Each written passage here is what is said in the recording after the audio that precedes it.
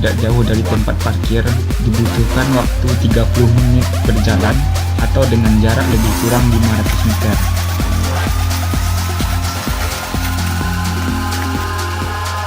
Nah, penurunan ini yang sangat terjal, jadi perlu hati-hati sekali. Sebenarnya jalannya ada di bawah dekat perkebunan jagung. Dikarenakan parkir kendaraan di rumah tempat kami bertanya, maka disarankan lewat sini lebih cepat.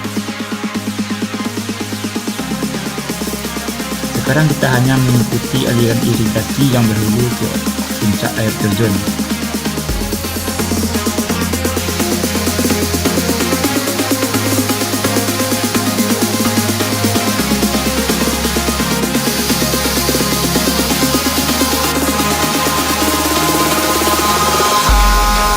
In the sky, gazing far into the night, I raise my hand to the fire, but it's no use, 'cause you can't stop it from shining through.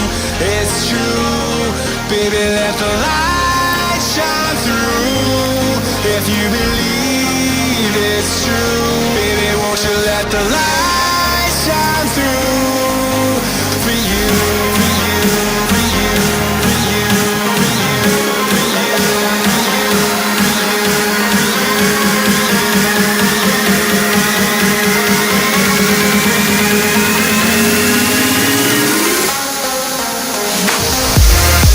Terjun Breguet memiliki ketinggian sekitar 8 meter dengan kedalaman lubuk lebih kurang 1,5 meter.